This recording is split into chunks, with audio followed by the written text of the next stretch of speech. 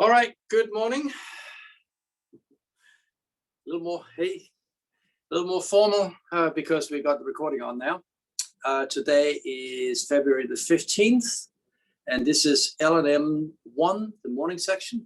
And today we're reviewing dominant 7 chords. And yeah, that's pretty much the title. But I'm going to review just a little bit of the stuff that we've done so far and what's led us up to this point in time. Okay, and we know that Angelica, oh, there's the next one. You know that people are going to file in as we get started, so that's fine. All right, so this is where we are right now. I'm just going to build this up so that you can all follow what we're doing. And I'm going to just use a couple of examples. I'm going to erase them and then use the board again and again and again. You can always review by putting the cursor 10 seconds back or whichever way you choose to do it. Just double tap on your screen if you're on YouTube. So pretty much what led us up to here was this. That's a triad in its simplest form. There's a major triad. We can use minor triads, we can use diminished triads, or, so that would be C diminished, or we can use augmented. So major, minor, diminished, or augmented would all behave the same way. They will all look as triads, and they all have to be spelled as a stack of thirds on top of a root in root position. Now, the next thing we did, as you remember, is that we inverted this triad. So we had this. This here is what we call first inversion. And this is what we call root position. So R for root, don't call it the first, because there's a lot of confusion about how the number 1 is used. So first inversion, whoops, and root position. I know you all know this, so that's all good. Let's take a pen. Okay, we're going to erase this because the next thing that happened was that we were trying to get a slightly more advantageous distribution of voices, what we call voicing, and to that end,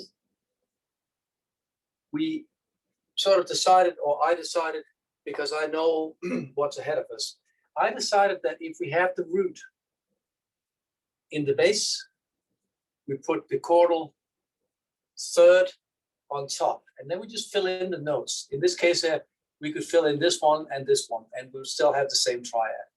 I'm just going to take the skeleton off this and say that this is where we were a few lessons ago. Then we decided to invert this, and that means that what before was up is now down, and vice versa. We call this voice exchange. Oops. I know you know this, but this is just a review. So in other words, we have now the root here and the third here. These are the two movers and shakers in tonal harmony. Basically, where the root and where the third is positioned matters a great deal. It's also a good way, we're building up a technique where we can write in 4 parts without actually being able to hear it, because that's most often the way these exams that we have to sit in college take place. All right, so this is where we are right now. Now let me write up a major scale. I'm just going to start from F, and it makes sense because it ties into C major, as you'll see in a moment. So I start from F, I go a whole step up, that'll be G, I go a whole step up, and I clearly identify where I'm going, because otherwise I don't know. If you don't define what you're looking for, you're unlikely to find it. Or whatever you find will be, oh, I was looking for that. No, you have to define first what you're looking for. whole, and then a half step up from A would be B flat. And then I repeat this pattern. I know I review things that you know already. That's what a review is for. And I start deliberately going all the way back because this proves to be containing all the information that we really need going forward. And you can always revert back to this. Whole step up from B flat is C. Now go a whole step up and a whole step up and a half step up. And there's my F major scale. So 2 collections of 4 notes that we call a tetrachord. So 2 of them, the lower tetrachord, the upper tetrachord, separated by a whole step. So far, so good. I know that. Now, let's examine, because we know that there are 2 half steps.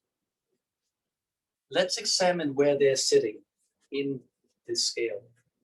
They're sitting here between scale degrees 3 and 4, and between scale degrees 7 and 8.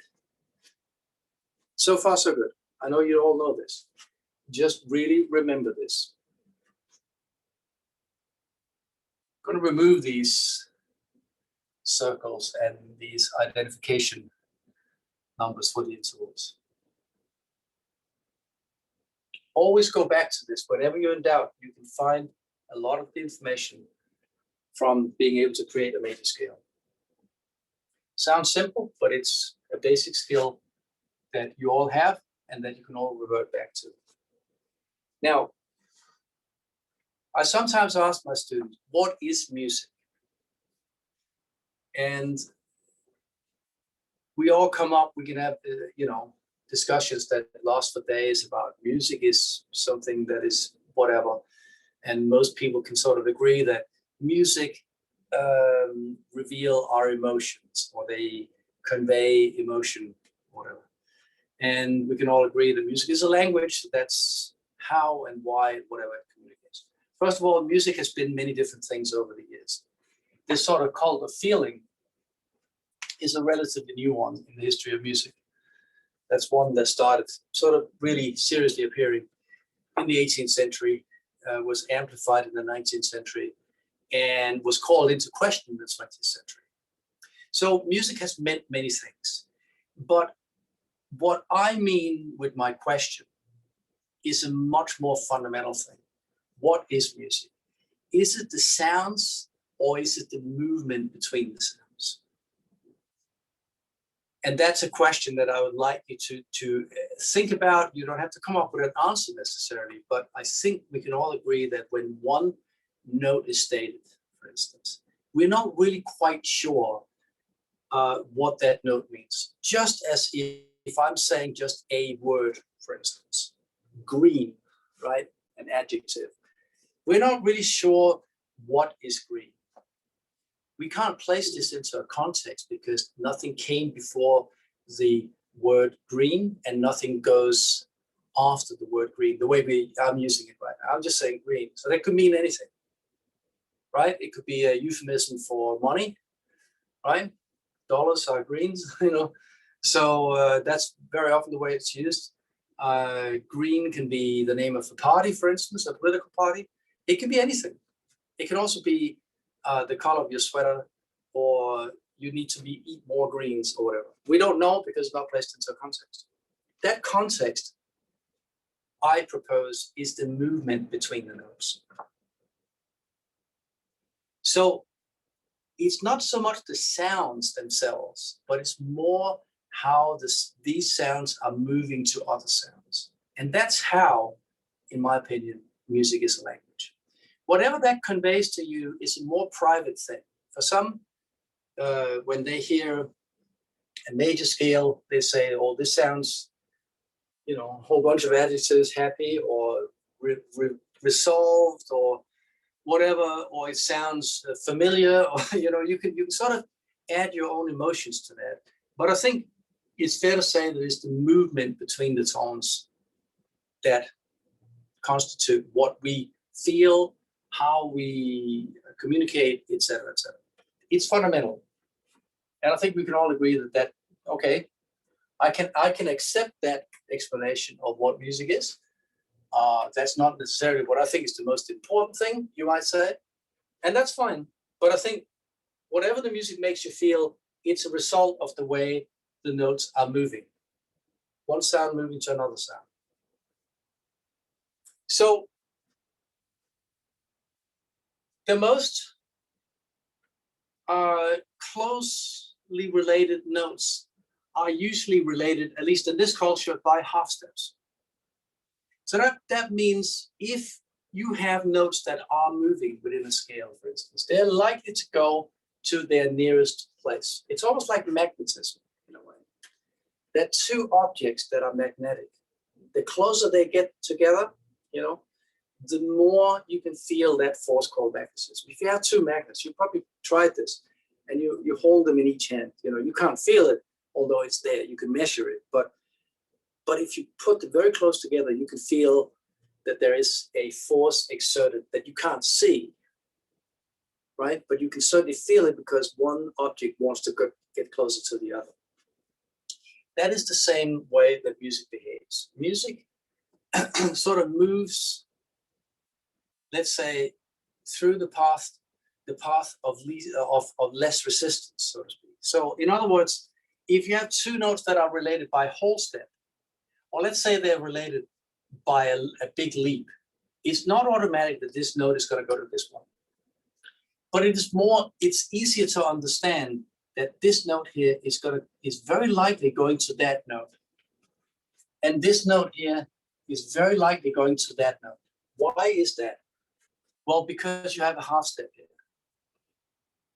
And you have a whole step here, right? Here you have a whole step between these two notes. So that's more unlikely, but it's very likely that this note is going to move to that one when it eventually moves. It's also likely that this one here is going to move to that note because they're related by a half step. And the other possibility, let's say it moves down, is a whole step. So that's less likely. Do you see? So we're going to eliminate that and say the most likely outcome is that this note is going to move down there. This note is going to move up here. Let me demonstrate that in another key. Because in this key, in the key of F major, we can't see that these are related by half step because they all look the same, right? That's the sort of problem that beginning students have, that if I take a random set of notes, for instance, I mean, they're not random, but you get my point, though, that these all look the same. We have to understand that the way they're notated right now, we have to understand that these two notes here, while they look the same as these two, these are related by a half step, right? And these two are related by a half step. And if we want this pattern to exist from the note G, we have to raise this one here so that now is a half step. And by doing that, we're also removing these two notes from each other, which means that we have decided, we've determined, we've engineered a certain affinity of two notes. And we've lessened the affinity of these two notes, which were before, like this, were related by a half step. Now we've decided that these two notes are now related by a half step. We can engineer that. We can create that with sharps and flats. So far, I know you know this.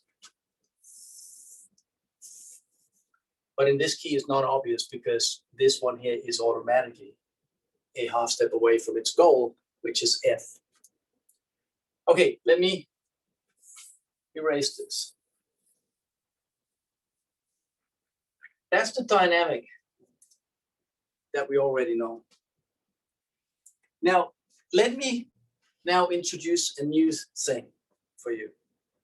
Let me introduce the addition of another member of a chord. Remember, this one here was our major triad.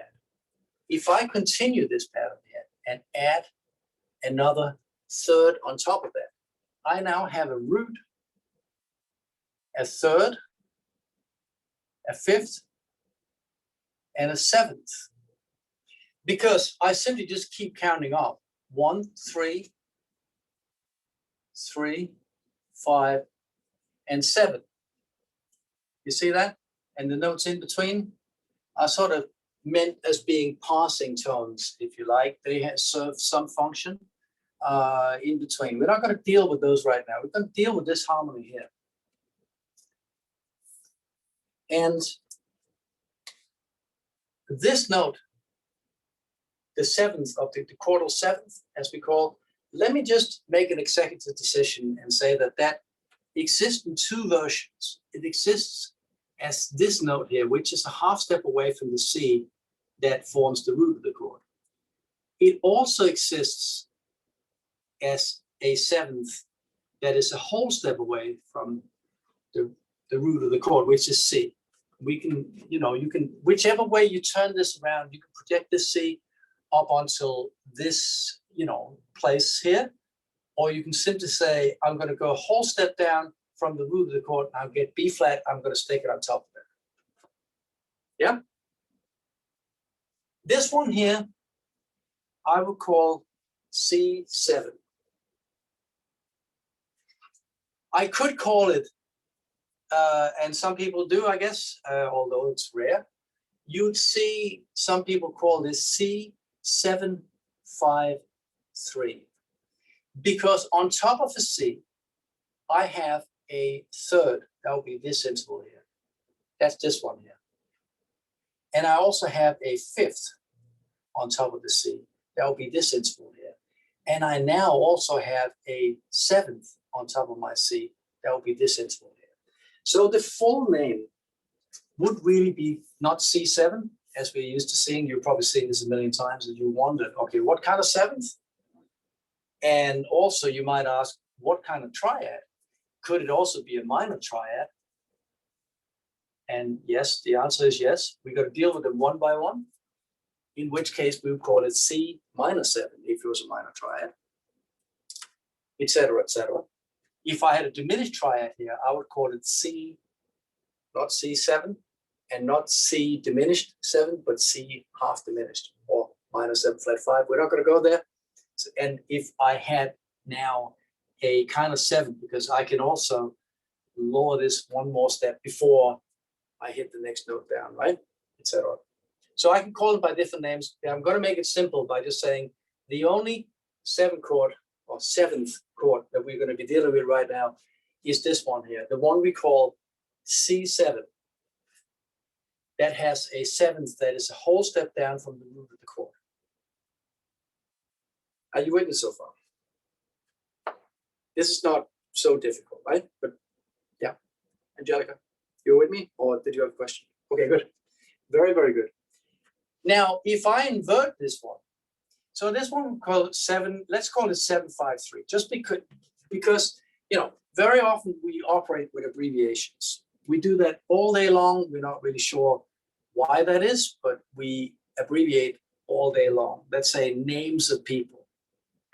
In the English-speaking world, if your name is William, you can also be called Bill. If you're Theodore, you could very often be called Ted, because it's easier, and so forth and so on. If your name is Richard, you, for some bizarre reason that I don't understand, you can be called Dick, which doesn't sound terribly polite to me, but that's because I'm a foreigner, as you well know. So I don't understand why that is. that you could be called a name that is simultaneously a swear word, but also an abbreviation for a name that I have no idea. I mean, or if you're Richard, you can also be Rich or Rick. You get the point. And very often politicians, like Rudolph W. Giuliani, I mean, most people just say Rudy because we sure know nowadays who he is. The infamous former mayor of New York City, and a guy who throws himself into the limelight in the sort of fall of his career ever so often. So Rudy, but really, Rudy could be anyone, right? It could be the name of my my neighbor's dog, but it could also be Rudolph W. Giuliani, former mayor of New York City, etc. So my point is that we're used to using these abbreviations all the time. Like C7, we understand that the 5 and 3 are sort of understood, really, right? Now, if I invert, so let me take this off. You can always get it back by just putting the cursor back on your tape. I can also invert this. If I have the same notes as the previous stack, but I have now taken the C and put it up on top.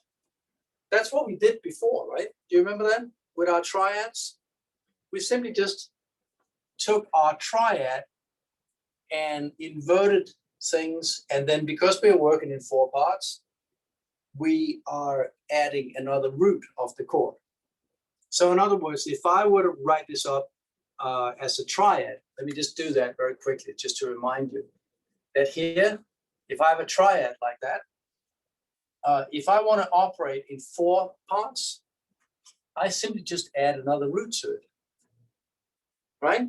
And if I invert it, right, I do this, and I would very often add another root on top. You remember that? That actually looks like that. I know that looks funky. But I wouldn't be doing, let me do it in 4 parts because it's easier to see. In root position, I would add my C here. I would add my chordal third up here, right? And then my 5th, for instance, here.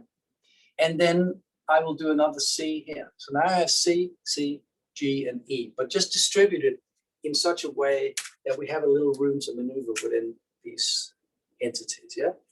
And if I were to invert that, I'm going to take my chordal third, I'm going to put that down in the bass. I'm going to take my chordal root, I'm going to put that up in the soprano. And bingo bango, you'll see that we have a C and a C and a C and a C, like that. So you can think of a 7th chord as just taken, which is the way that many jazz players are looking at it, that it's a little redundant to sort of just mechanically double the root of the chord, because, you know, it doesn't really add much to the chord. Why double the root? And there could be many reasons for that. I'm not going to go into that. But if you take one of these C's, right? Let's say we take the outer C's, like this one here. And instead of having an 8, that was my 8, right?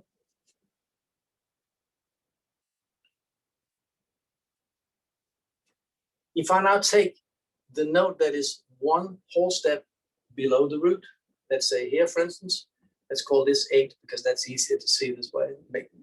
Mathematically, it makes more sense. That would be that one, right? That's a whole step below that C. And let's say I add that in my bass.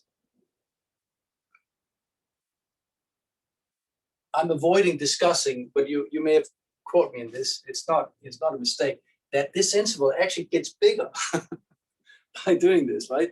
So it would seem to be that I'm going from an 8th to a 9th, and surely I am between these 2 voices, but you can see that this is scale degree 8, also called the root, the same as scale degree 1, if you're in the key of C, right? Good. And when I go a step down, since there's no step below 1, there's no scale degree 0, for instance, right? It's easier to go from scale degree 8. Let me show you this, because I don't want you to freak out on this and say, oh, I don't understand. You go a whole step down from the root, and the root is 1. Oh, now my brain has exploded. It's actually very, very simple calculus. It's not even, I wouldn't call, this is not math. This is just being able to count on your fingers, basically, right? Since we have 10 fingers, we actually only need 7 of them, because the 8th finger is the same as the first one, right? But I want you to understand that if you go a whole step down in trying to find the 7th, it's a whole heck of a lot easier to go down from 8, because here's your 7th, right? That makes sense mathematically. Whereas if we go down from here, and this is 1, the fact that that's a 7th That's like, whoa, now I don't understand it. This is why I never liked music theory in the first place, right? Because it's like math, and I was never good at math. Don't go there. You can do it too. So in other words, if I then, instead of taking the, instead of doubling the root here, right? I can erase this stuff here because this is not so difficult. Now I want to invert these items here too. I want to invert that B flat up here, right? Do you see that? Now I've inverted a C7 chord. And here I have a C7 chord over E. Yeah? Easy peasy, right? Remember that this is actually a new lesson. So, I mean, if you get this wrong a couple of times, that's perfectly fine. We're a little bit ahead of time because we're really just in the middle of February right now. We started sort of roughly at the beginning of February, you know, sort of very late January. So we're really only, if you think about it, 2 or 3 weeks into the semester. And we're all already doing dominant 7 chords in first inversion and a root position. And actually in third inversion. Because if I invert, okay, so let me get this so I have a little more space. I'm going to leave this one up there, right? If I have a root position chord like this, and I have a first inversion chord like this, I can also invert it one more time. I can invert it from here, right?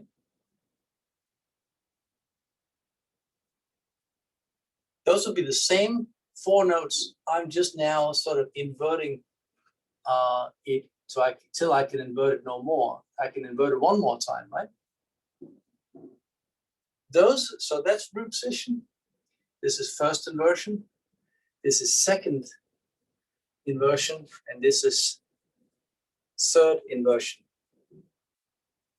Root position, first inversion, second inversion, and third inversion. Because if I invert, I'll show you this. If I invert this one more time, I'll start from C again, right? Whoops, get a little more space there. I'll start from C again, E, G, and B flat. That's the same as this chord here, just an octave up. Yeah? So I can invert it no more. I cannot change these 4 notes around yet another time. That I can't do. What I'm interested in right now is this one and this one, because that's what we have right here. Not just because I moved it up like that. So this is root position, and this is third inversion. You with me so far? When I do it, it's easy, right? It's like when the chef on TV makes an extra souffle. He's just sort of talking to the camera and cutting onions and cracking eggs and whatever they're doing, right? And you think, oh, I could do that too, right? Because that's easy. And most of us can't even crack an egg without getting shells into the pot, right? And I don't know about you. I mean, I cut a lot of onions, right? I'm not doing it and looking away and talking to the camera. I'm not doing that because these sausages here, I make a living from those. That's the basis of anything I do, including this. All right, but I think we get this. We're not really interested so much in well, we could be interested in this one here, right? And I mislabeled, by the way. This one is not root position. It was before, but this one here is actually first inversion, right? And this one here is third inversion. Look at that, because I've got E in the bass, but that's what happens. E in the bass here. I reversed them again. I'm sorry. But it's not, you know. So this one here has, that's third inversion because I've got the chordal 7th in the bass, because I took the 8th and turned it into a 7th. And this one here is first inversion.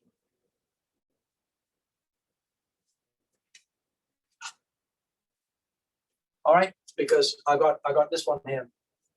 and then this one here. That one was the generator of it. So we're going to add, okay, we're interested in all three of them because this one here is the generator. I mean, that was where we started, so to speak.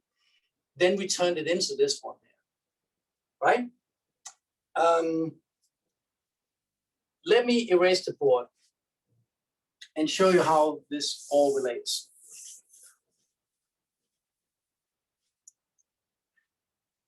I'm now writing up my F major scale again.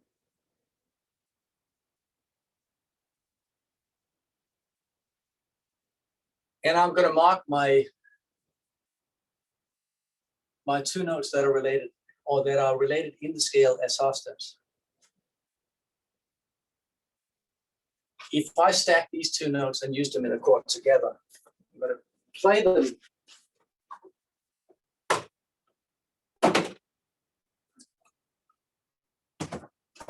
They will sound dissonant.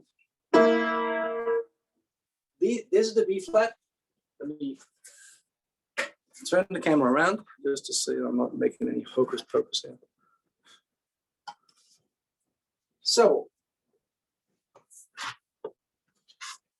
my B flat and my E, we can hear that if I ask you to sing the likely resolution to this, you can resolve by ear these two scale degrees because the ear knows this already. And if I reverse them, like, right, you can hear that that's the result of it. So the good news is that our ear knows all this stuff already. You can actually, and that's why you can actually do music theory by ear if your ear is good enough and if it's accustomed enough to hearing these movements between the notes.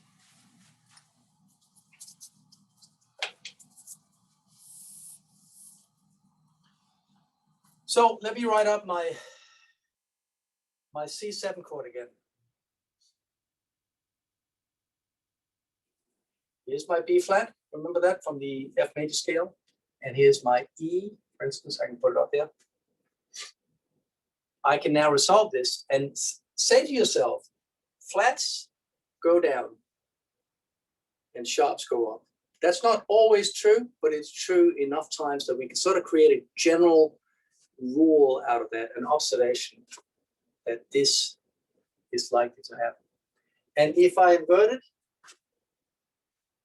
if I put the B flat up here and the E down here, then the inverse is going to happen. That the E is going to go to the F. So now I've inverted the the resulting voices too. Look at this, the F and the F, the A and the A. So I think the next exercise I'm going to give you, so the key that we're ending up in here would be some sort of understanding that this is F, right? It's F over A, and this is F over F, so you just write F. That these are parts of F major triads. And if I give you the key like this, I write F, and I ask you to resolve these scale degrees. This would be scale degree 4 in the key of F, and this would be scale degree 7. So scale degrees 4 and 7 are the ones that are moving to the notes that define the tonic triad. Does that make sense? So the open there, let me write this, and let me give you another example.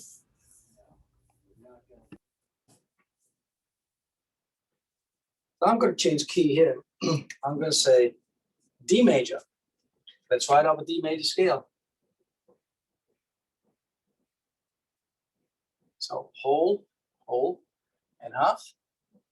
So it, whole,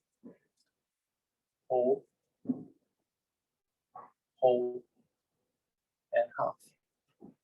Okay, so where is scale degree 4 and scale degree 7?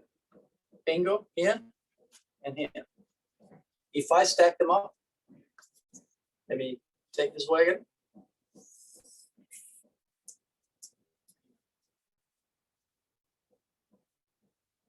Scale to be 7 and scale to be 4. What is scale to be 4 in D? Yeah, this is G, right? Scale to be 4. Okay, one goes up, the other one goes down. We know that, right? It's easy to see which one goes up because sharps go up, flats go down. This one goes up, and this one here goes down to F sharp. That's in the key of D major. If I went to D minor, I would just have this as an F natural. But this is the understanding. And if I invert this, if I have C sharp here, and I have G up here, then the inverse is going to take place. What's going to happen?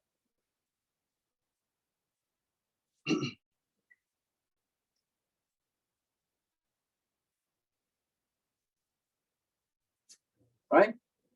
And in resolution, obviously, these two things will happen. So far, so good?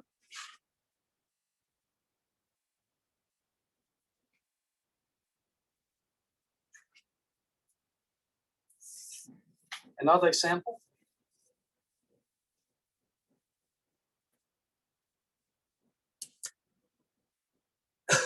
Let's take G. Scale degrees 4 and 7. Let's do 4 up here and 7 down here. Why not? In the key of G,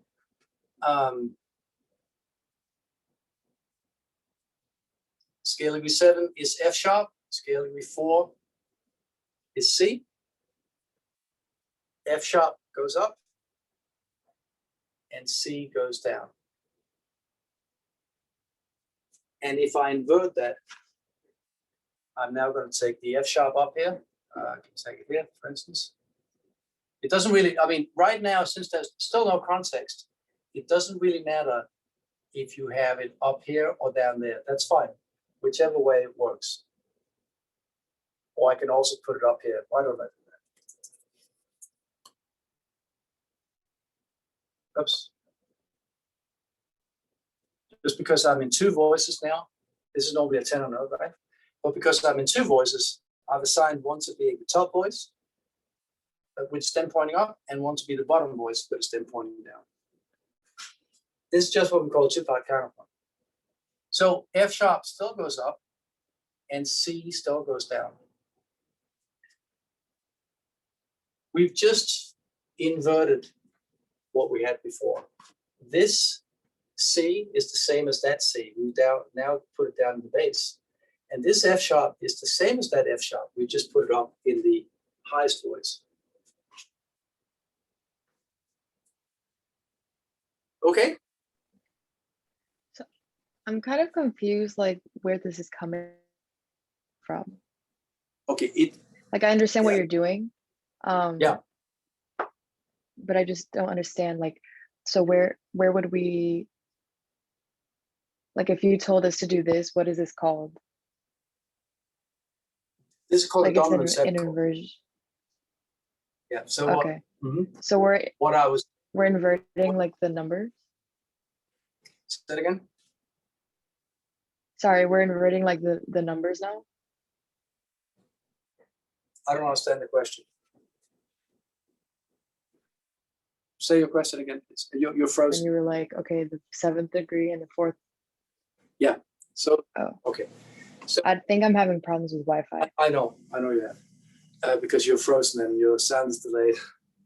That doesn't make it easier. So the 7th degree of the scale and the 4th scale degree together, when we harmonize them, they're called a dominant 7 chord. That's what I started in the introduction saying. I think you were not there at that time. So a dominant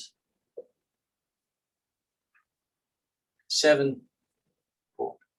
Oops. This is kind of what we're doing, right?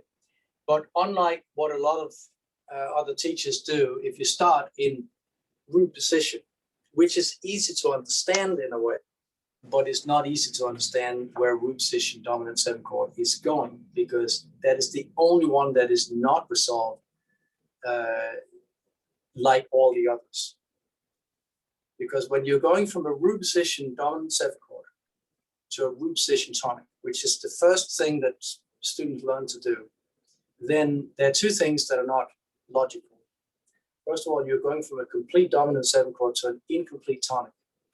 That doesn't gel very quickly with the student, because that's an exception to the rule. You're doing that in order to avoid parallel fifths. You don't need to know that yet. But the other thing that's also a little bit illogical is that the root of the dominant 7 chord skips by either 4 steps up or 5 steps down. And students get very confused. Was it 4 up or 5 down, or 5 up or 4 down? You know, so all of that I'm trying to bypass by simply just saying the 7 scale degree and the 4 scale degree are the 2 movers and shakers in all tonal harmony, major and minor. Doesn't really matter. So we're going to learn, and the survey before, I know I confused a few things probably because I mislabeled in the beginning. But I mean, we're not going to do that, because we're going to come back to this. We're going to come back to where these scale degrees are going. They're moving the music. We sort of talked about that. So what is music? It's the movement between the tones. This is how the tones are moving because of the half steps in the scale. Lauren, I think you're frozen again completely. Are you? Yeah. I heard everything though. Okay, good. That's that's what matters. Very good. Okay, it's because of these 2 scale degrees that the dominant 7 chord works like it does. It is the chord that moves everything around in tonal music. Let me illustrate that. I just did it because I sort of just, pulled the trigger on the 2 notes that really matter. Like here, or if I reverse it. But if I play a complete dominant, we can hear that this is very likely to happen right on. It works in both major and minor. We just need to learn it in major first, because that's the most logical way that it works. So this chord, that's a fundamental sound that we need to know what that does. And that's simply just is moving like that. But the 2 notes that are really doing it are these 2 notes, scale degree 4 and scale degree 7. When they're heard at the same time,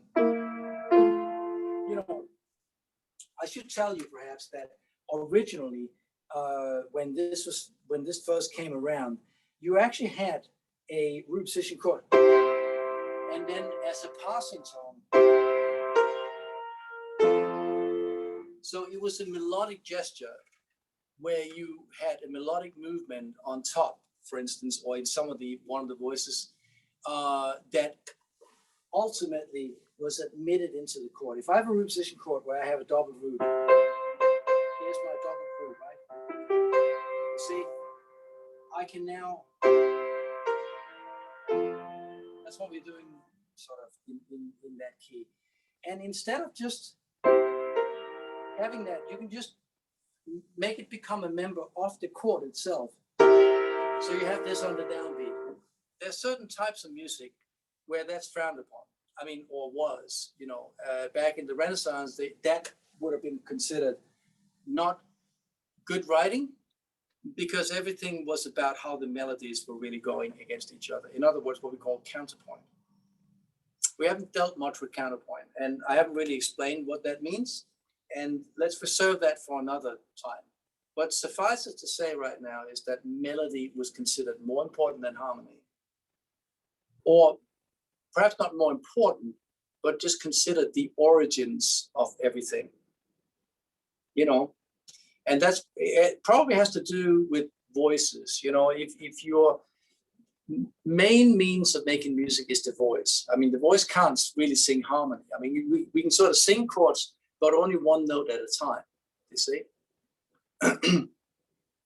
But gradually, as voices were added together, it became more a question of reconciling the horizontal movement of melody, you know, with the vertical aspect of harmony.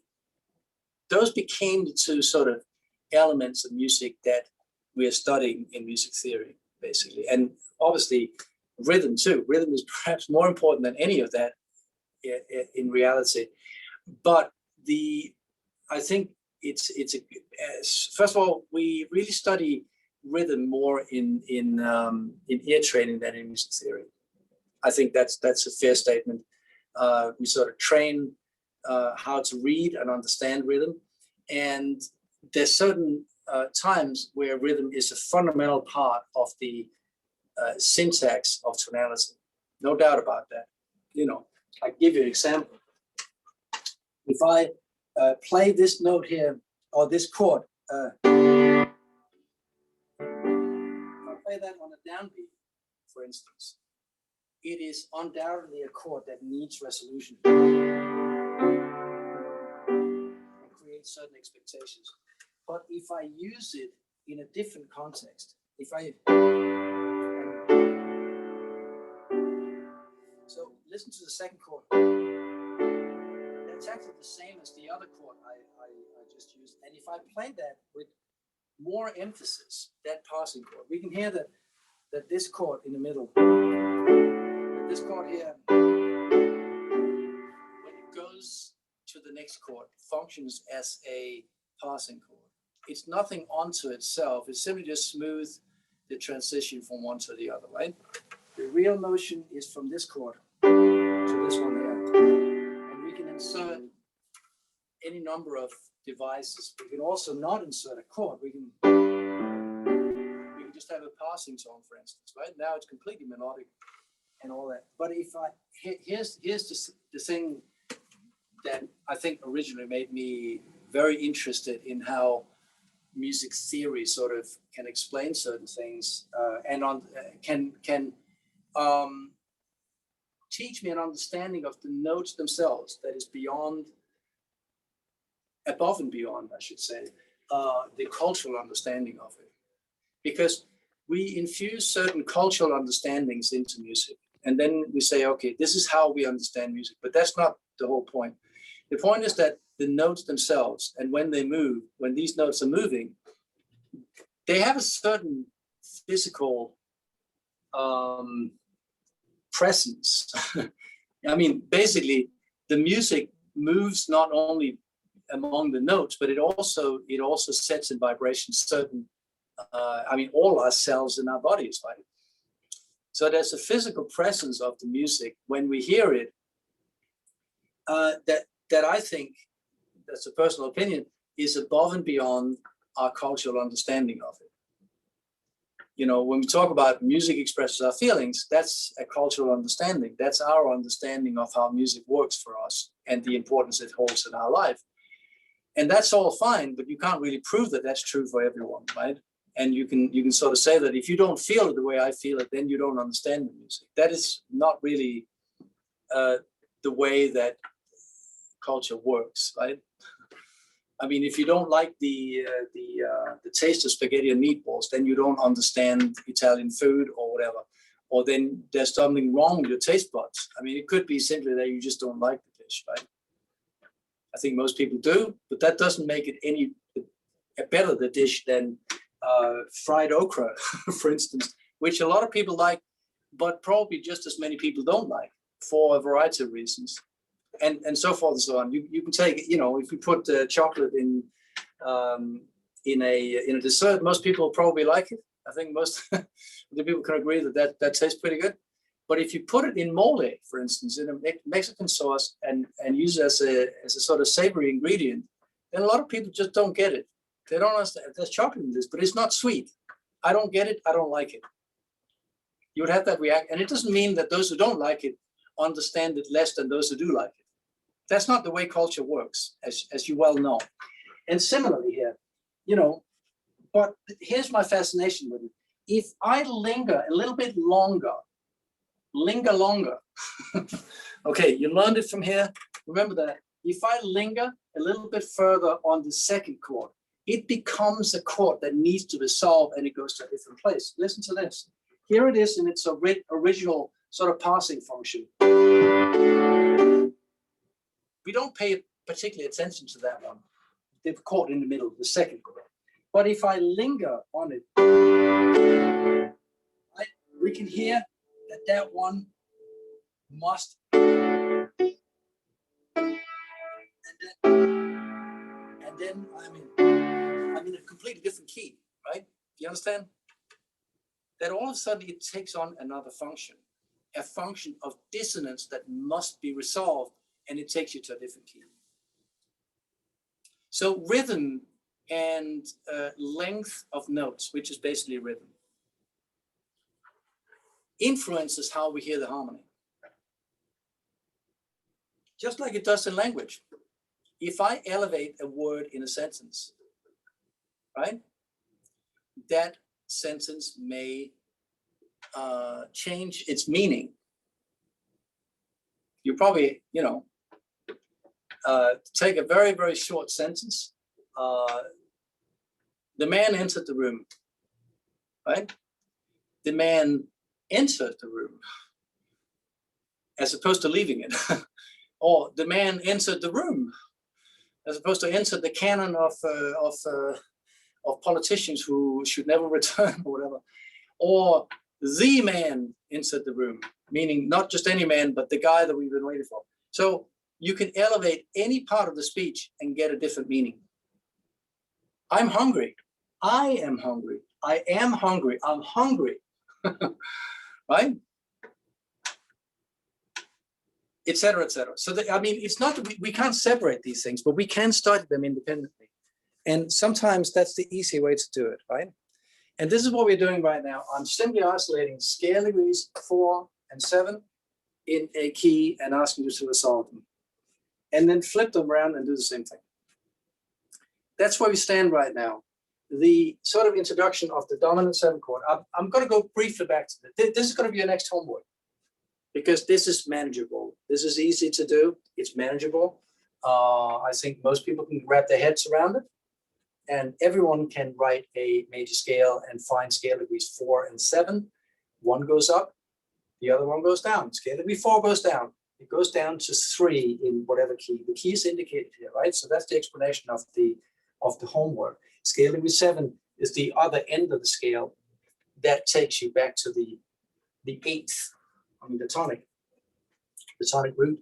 So 8th, scale degree 8, that's the same as scale degree 4. We understand that.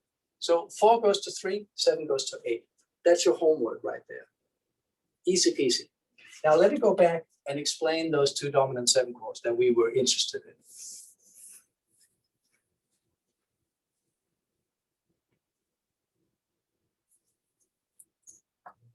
I'm going to choose the key of F. And why is that? Well, because in F, the dominant 7 chord is a C chord, C major chord, with a minor 7th on it. Here's where we started.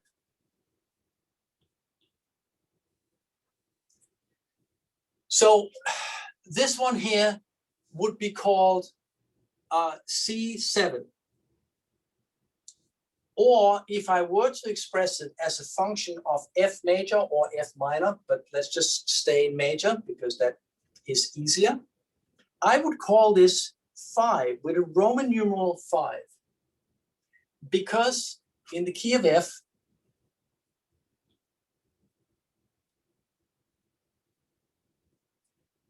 the 5th note would be, so here would be 1, if you like, 2, 3. I'm just going to do them in uppercase because that's what we're going to end with here. 4, and then 5. Do you all know Roman numerals? Because that's the next sort of step that the next part of our language that we have to establish. 1, 2, 3. That's easy, right? And then IV means 5 minus 1. And this one here then would be 5 plus 1. And this one would be 5 plus 2. And this one here would be called 1 again.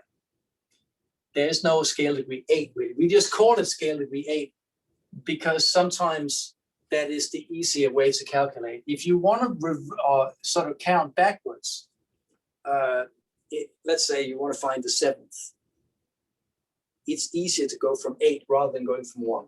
That sort of goes without saying. Scaling 1, 2, 3, 4. These are called Arabic numbers, by the way. I don't know how many of you knew that. There was a poll I read about in a newspaper not so long ago, you know, a poll asking sort of average Americans, should we banish Arabic numbers? And they said, yes, definitely. You know, meaning cancel them, not use them anymore because they're Arabic. You know, say, definitely, we want good old American numbers. Well, guess what? These are Arabic numbers. So, and these are Roman numerals. So you may want to go back to this if you see that as being more in line with the Western cultures or whatever. All that is basically, I'm just calling, these are the numbers that we know already, that we use all day, you know. It's because actually the Arabs apparently invented mathematics as we know it, and counting and so many other things. So therefore, these are called Arabic numbers, just so you know that. So when I refer to that, Arabic numbers are Roman numerals. This is an individual note, especially when it has that little hat on top, right? And these are actually chords. So chords we're going to name with Roman numerals. Right now, we just have to do the Roman numeral 5 because that's the only chord that we're really interested in. So this one here would be called 5/7 in the key of F. Yeah? Let me go through the inversions, just so we have it. Not that we're going to be using it right now. We're not going to be using it right now. Or we're going to be using some of them, actually, but not really right now. This one here would be called C7 over E, because that's what it is. We see that it's the same chord. It contains the same notes, but we have E in the bass, so we have to indicate that. I'll come back to what that's called. Just remember, for right now, this is called 5/7. If I invert it one more time, this would still be C7, but it would be on top of the note G. And then I can invert it one more time. Like that. That would still be a C7 chord, but it would be on B flat. Yeah?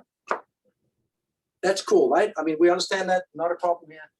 This one, remember that we also called it 7/5/3 because it contains a third, a fifth, and a seventh. I'm simply just listing the numbers above the bass.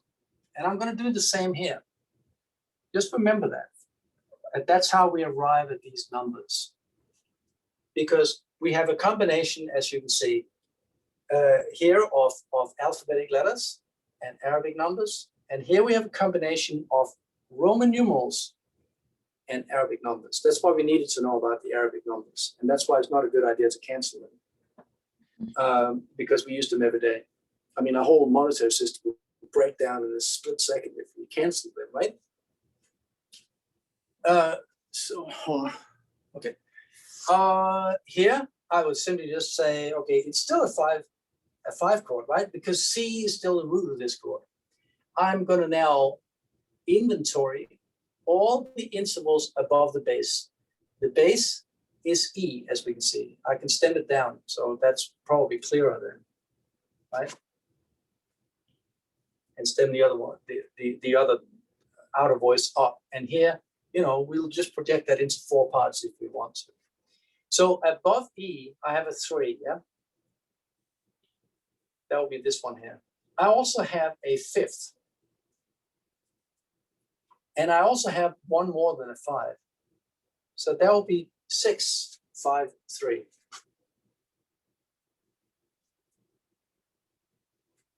This one here, I inventory the intervals above the bass. G is now the bass. C is still the root, right? It's still a C chord, C7 chord. Above the bass, I have a 3. So it's a 5 chord because 5 is the 5th scale degree in F. 5, 3, 1 more than 3, so this is my 3, right? 1 more than 3 would be 4. And then if you want to sort of by the same logic, you'll go up. If this is 4, then this is 5, the note that's not there. And then the next one is 2 plus 4, which is 6. 6, 4, 3. And I'm going to do the same again. I'm going to say here is a 2, right? So it's still a 5 chord because it's still a C chord. 2, and then 2 more than 2 would be 4. And 2 more than 4, 4, 5, 6 would be 6. So 5, 6, 4, 2, 5, 6, 4, 3, 5, 6, 5, 3, and 5, 7, 5, 3. Now, in actual practice, this is abbreviated as follows. We don't need to know all of this right now. Do you understand? We're building this up. We are reinforcing this, hammering it together bit by bit so that you understand the mechanical class. Because this is too much information for most people. But now you have it. We're reviewing this stuff. This is abbreviated to just 5, 7. This is most often abbreviated to 5, 6, 5. This is most often abbreviated to 5, 4, 3.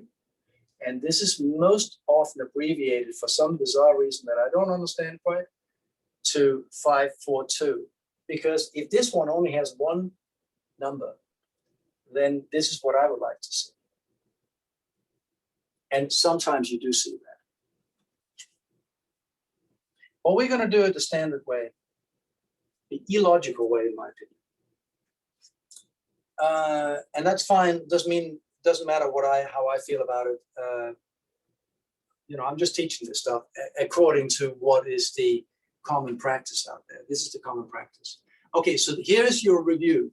This is a root position chord. This is first inversion. This is second inversion. And this is third inversion. And if you like, the chords that we used before was this one and this one, because these are the ones that are moving most by step. If I resolve this one, then the C would go to F, either 4 steps up or 5 steps down, and all the other, but it will go to an incomplete F chord, which is why this is not a good place to start. Just isn't. But what do I know? Okay, let me erase this again. Here's your little summary of dominant 7 chords.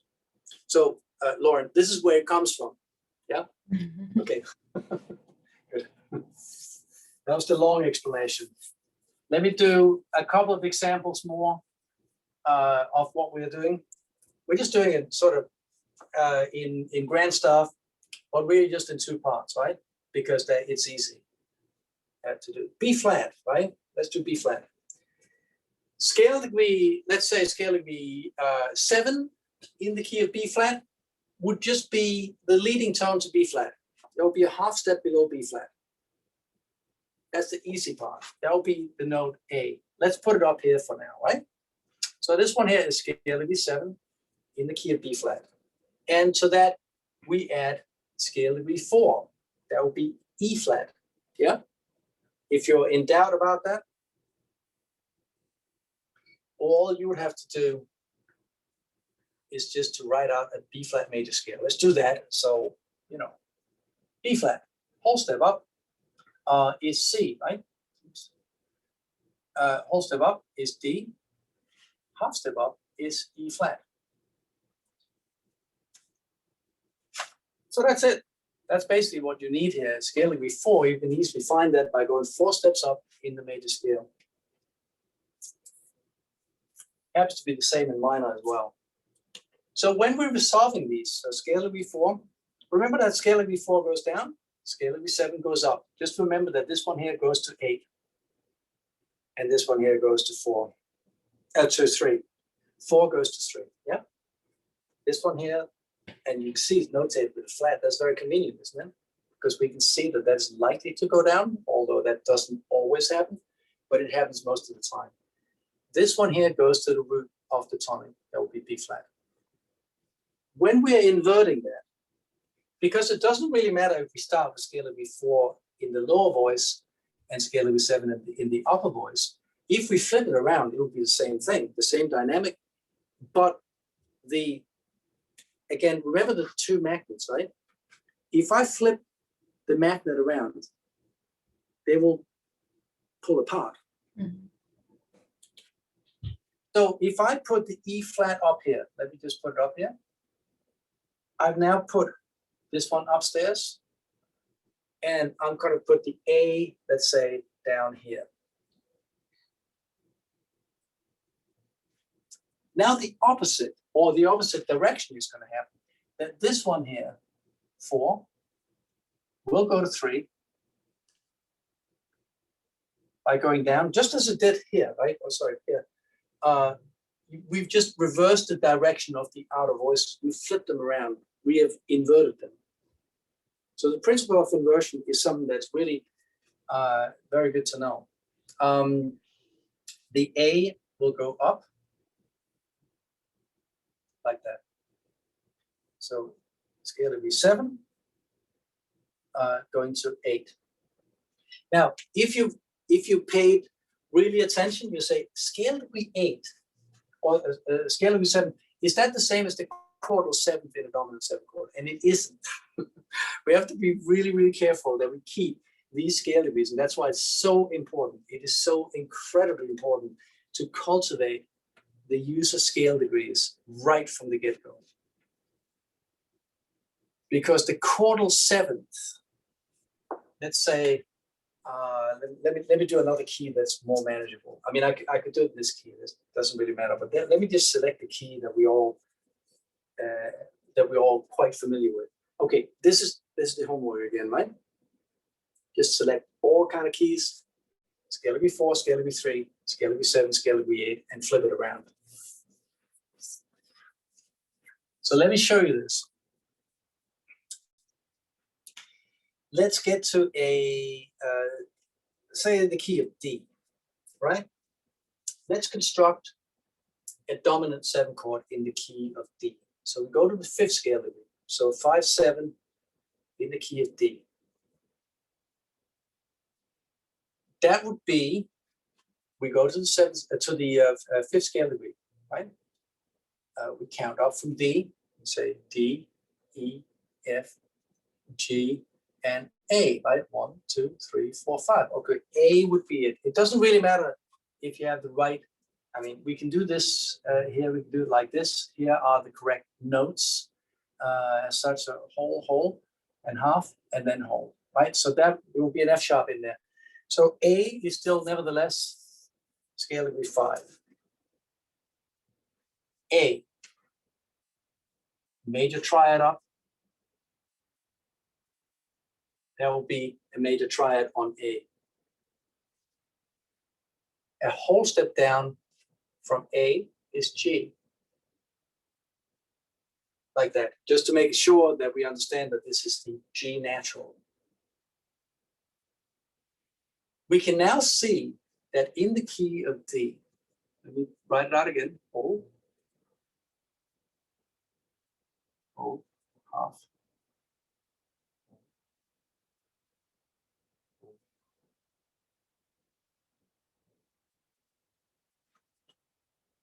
and half. Okay, that's my D major scale.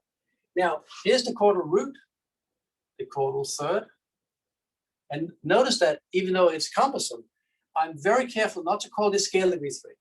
It's not. It's the chordal 3rd. That's an adjective, right? So, or chordal is the adjective. So this is the 3rd in this chord. This is the chordal 5th.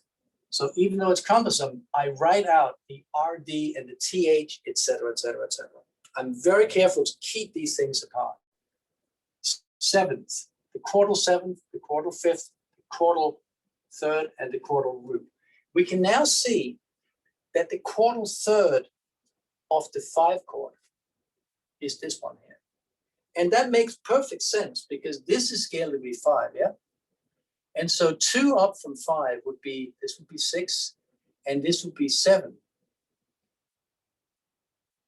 So if we are starting here from the 5th scale degree, the chordal 3rd would be the leading tone, also known as scale degree 7. The chordal 3rd in the dominant 7 chord is scale degree 7. Locally, in an A chord or an A7 chord, right? This would be just A7. For your jazz chart, that would just be called A7. But that relates to the key of D as a 5 chord, as a dominant 7 chord. And therefore, if this is scale degree 5, this is scale degree 5, right? The chordal 3rd in that chord would be scale degree 7 in the key of D. This is more information that we care to have right now, because your next homework assignment, let's just go forward trusting that the next step is going to be mapped out and it's not going to be difficult, right? All these steps are not going to be difficult in and of themselves, and you will find yourself if you attend the lessons, right? And if you actually are present and listen, as some of you do, then you'll feel that, all of a sudden, all these individual steps have led you to a place where you can all of a sudden write in 4 parts. You say, I don't know how this happened. I mean, I know how it happened because I've done it, countless times before, or it feels like that.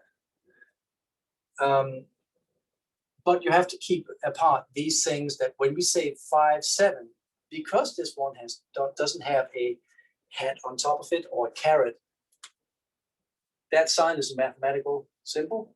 It's called a caret, not a carrot like the vegetable, but a caret.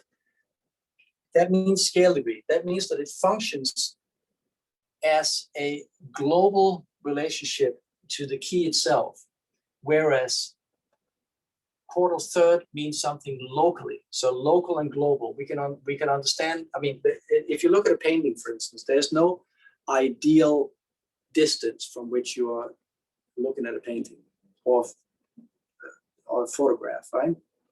If you're very close to the photograph or the painting, you can see individual brush strokes, right? Same with a TV screen. You can see individual dots. If you zoom out a little bit, you can see more of the way that all these dots are interacting. There's no ideal or perfect way to watch an image. You'll just see different things. Locally speaking, this is the chordal 3rd, this is the chordal 5th, this is the chordal 7th. But globally speaking, we can translate these things. So this is scale degree 5, this is scale degree 7.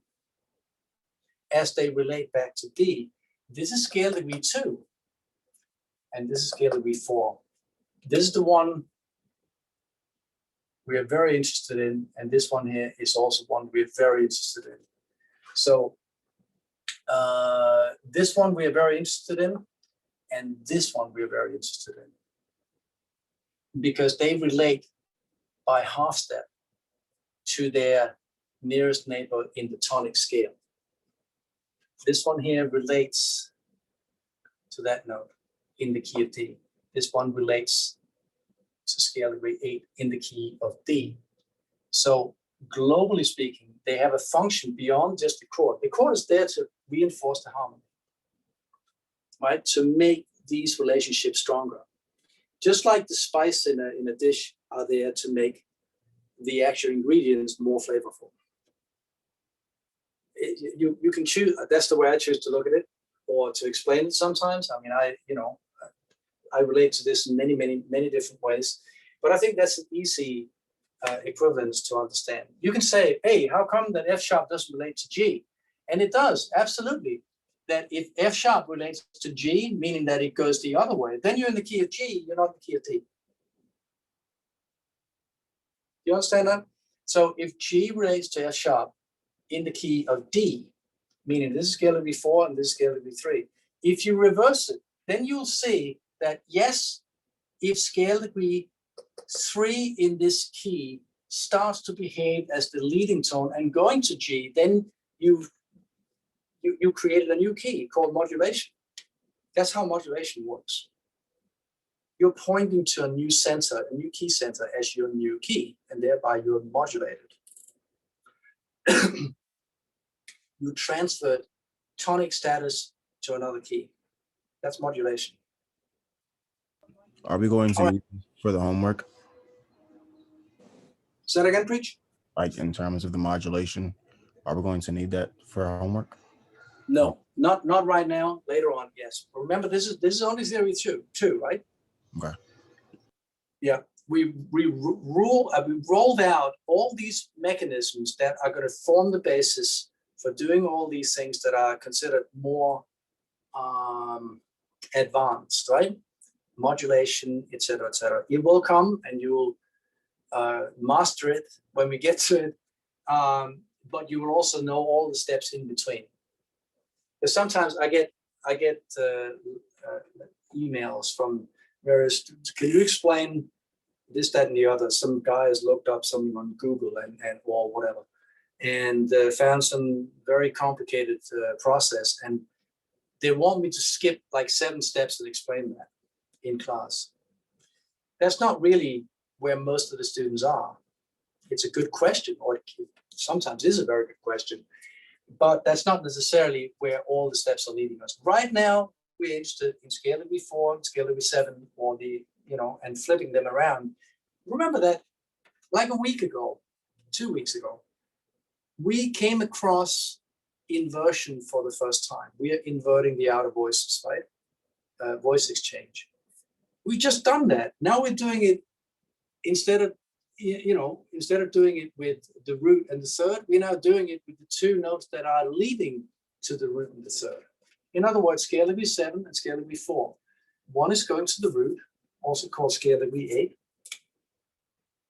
right? And the other one is going to the third, or the quartal third. Also, if you're in the key of whatever, is known as scale degree 3. We're just doing that. Not a big deal. Before, we inverted 8 and 3. Do you see where I'm going? And now we're just taking the notes that are leading you to these 2, the 8 and the 3, and inverting those now. And thereby we understand the most fundamental aspect of tonal harmony, and that is the function of the dominant 7 chord. Not just tonal harmony as it relates to some particular style of music with a name, like classical music, whatever that means. I'm not even sure what classical music means. But all I can say to you is that this is true no less in gospel or jazz or pop music than it is in any of the styles that we mislabel classical music. Just so you know, all styles of tonal music make use of the dominant 7 chord in one way or another, either by bypassing, which is very often the case in gospel music, for instance. They simply just bypass the 5 chord altogether and go straight from what is called the predominant, or what we call the predominant, and straight home to the tonic. I'll give you an example of that. Because you can compare these styles. I mean, obviously, otherwise it would be meaningless in a way too. So let's say, for instance, if I had a Bach chorale, right, and I played this chord here, very often you would hear it resolve like that. That sounds pretty logical to our ear because you have a very laden chord here, very sort of pregnant sound because it's full of angst and whatever, full of tension, right? And it sounds very, very good on the ear. But if I come from a different place, then all of a sudden, this chord here just sounds like gospel, right? It's actually written by, who is it? R. Kelly. I believe I can fly. Right? Because this one here is neither major or minor or anything. It's what we call a half diminished. And it usually solicits this response, right? And occasionally in a Bach chorale, you might hear it behaving in the following way.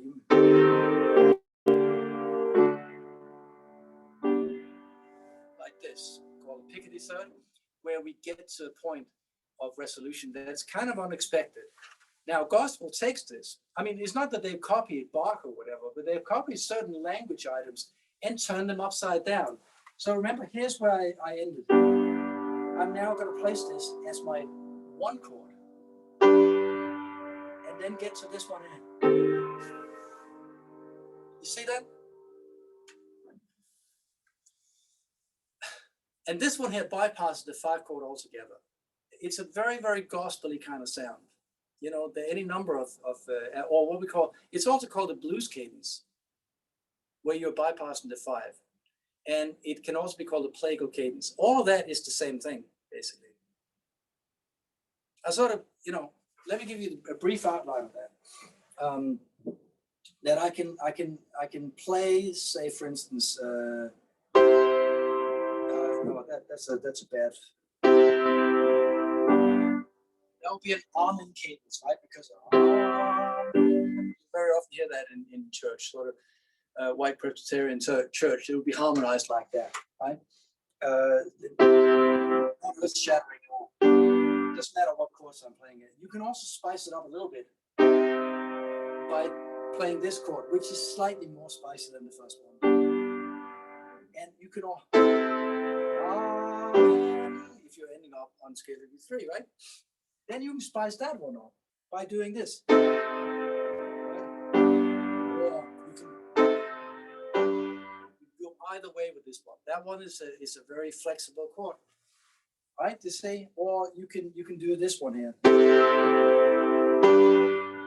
you can also do that same chord to root position. Now, mix all of it together. Here's the sort of gospel. This is starting to sound more and more like gospel music, right? Although I think to many ears, the outcome of this chord would probably be that one. The expectation is that it could go either way, either it's major or minor. You see? If you invert this one more time, then the outcome is no longer so certain, because here is my first chord.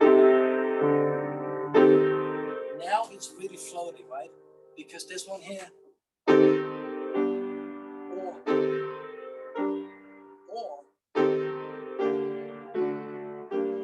you see? Or even, and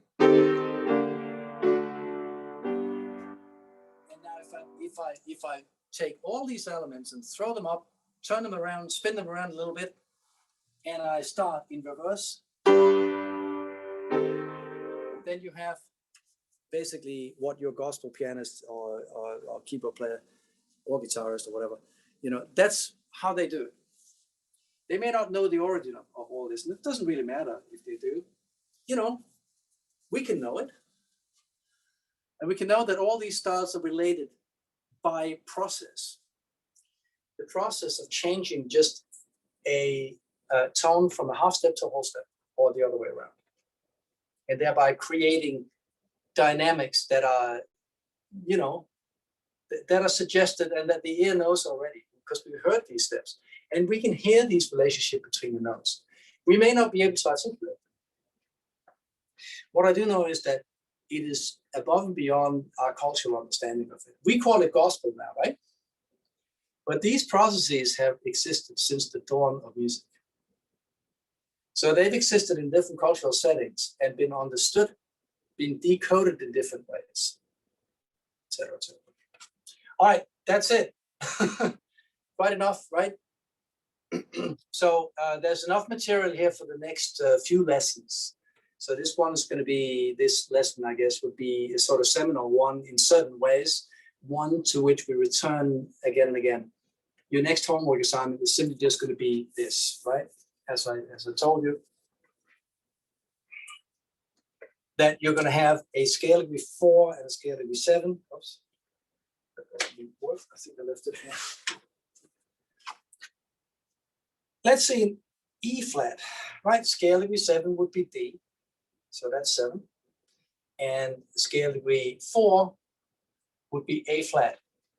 You resolve this, 4 goes down, and 7 goes up. And you flip it around, you get D up here, for instance, and A flat down here. D goes up to E flat, so that's now 7, right? And this is 4. You simply flip the numbers around, and 4 goes down to G. And that's your homework assignment. You will have, and I'll give you a couple of models to work from. So you'll get a number of keys. You just have to identify these and be able to flip them around. You understand that that D is the same as that D. You understand that A flat is the same as that A flat. And then obviously the two resolutions would be the same. The E flat here, right, will be the same as the E flat up there, and the G will be the same as the G here. So these are sort of a crisscross of relationships that the ear knows very well. Okay, question? No, Angelica, no question? Or you're just pressing your pen? Okay, cool. All right, let's cap it off here and say that we've done our work for today. Very good. Thank you, Preach. All right, and thanks, Lauren and Angelica, for showing up, and everyone else. And we will be on our way. Yeah. Thank See ya. you. God bless You're you. welcome. You too.